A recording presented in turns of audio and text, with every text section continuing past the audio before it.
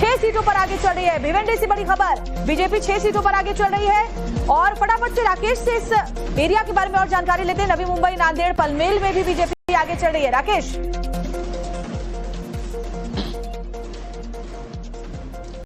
जी बिल्कुल, देखिए भिवंडी जो है खास तौर से वो एक वहाँ पे बहुत ज्यादा मुस्लिम बाहुल्य इलाका है। कांग्रेस एनसीपी का वहाँ पे गढ़ रहा है और वो इस तरीके से वहाँ पर जो पार्टियां हैं वो लीड कर गई। जबकि मुंबई में अगर मैं आपको बता दूं तो जैसे कि आप बताए थे 86 सीटों का जो अभी तक रुझान आया है उसमें 48 सीटों पे जो है महायुति जो है वो आगे बढ़त पर है। जबकि महाविकास आघाड़ी जिसमें उद्धव ठाकरे और राज ठाकरे की पार्टी है वो 25 सीटों पर आगे नजर आ गई। कांग्रेस जो है अभी तक 6 सीटों पर और अन्य जो है उसमें 7, जिसमें कि अजित पवार की जो पार्टी है वो 1 सीट पर आगे चल रही है। लेकिन अगर आप कुल मिलाकर के देखें तो एक तरफ अगर महायुति जो 50 सीटों पर है, दूसरी तरफ अगर आप महाविकास आघाड़ी को अगर कांग्रेस के साथ जोड़ के देखें जो कि शायद पोस्ट पोल अलायंस उनका हो सकता है, तो वो 40 सीटों पे आगे नजर आती है। यानी जो गैप है वो बहुत ज्यादा बड़ा नहीं है। लेकिन अब जैसे जैसे और ईवीएम्स खुलेंगे वैसे से क्या ये गैप बड़ा होगा या फिर ये कांटे की टक्कर बनी गई, इसके ऊपर सबकी निगाह टिकी हुई है। लेकिन फिलहाल जो है बीएमसी की अगर बात करें तो जो महायुति जो सत्ता में यहाँ पर पार्टी है बीजेपी और शिंदे सेना, वो यहाँ पर बढ़त बताती हुई दिखाई दे रही है। बिल्कुल सही कह रहे हैं। इसका मतलब उत्तर भारतीयों का अगर वोट की हम बात करें तो वो मुझे लगता है एक साथ होकर के महायुति के पक्ष में गया है।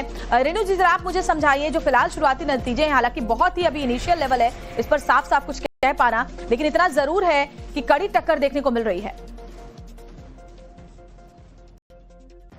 हाँ बिल्कुल, ये जो चुनाव है ये जैसे एक्सपेक्टेड था एग्जिट पोल्स के हिसाब से कि एक तरफा होगा, वो नहीं है। ये जो है इसमें देखिए मुंबई में बहुत सारे फैक्टर्स हैं। एक कॉस्मोपॉलिटन सिटी है और वहां तरह तरह के हिंदुस्तान से लोग आके बसते हैं। तो जैसे महाराष्ट्र मानुस का अपना एक अलग वर्चस्व है और उत्तरी भारत से, बिहार से और जगहों से उनका एक अलग व्यू पॉइंट है। तो इस सिचुएशन में आप देखेंगे कि जिस तरह से जो है उसी तरह से वोट गिर रहा है। और एक और फैक्टर मैं बोलना चाहूंगी, देखिए चुनाव के बीच में बहुत सारी खबरें आई थी कि मार्कर से वोटिंग हुई, कहीं वो नेल पॉलिश से वो मार्कर लगाया गया जो उससे हटा दिया जाए। तो अगर ये सब खबरें हैं तो प्रशासन को ये देखना चाहिए कि इलेक्शन फ्री एंड फेयर हो, लोगों के मन में कोई शंका ना हो कि कोई गड़बड़ी हो रही है। क्योंकि देखिए तो लोकल बॉडी इलेक्शन है, बहुत इंपॉर्टेंट लोकल बॉडी इलेक्शन है। पर फिर भी, और अगर आप देखेंगे कि असेंबली में भी ये चार्जेस लगे थे,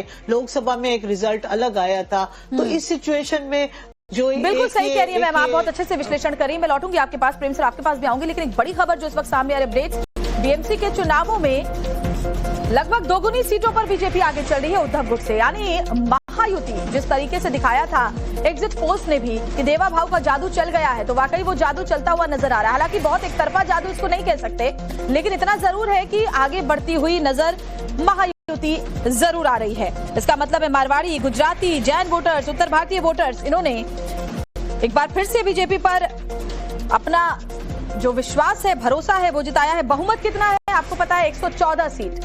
114 सीट बहुमत का जादुई आंकड़ा है, जिसको मिल जाएगा उसका ही किंग होगा बीएमसी में। 48 सीटों पर इस वक्त बीजेपी और शिवसेना शिंदे गठबंधन आगे चल रहा है। वहीं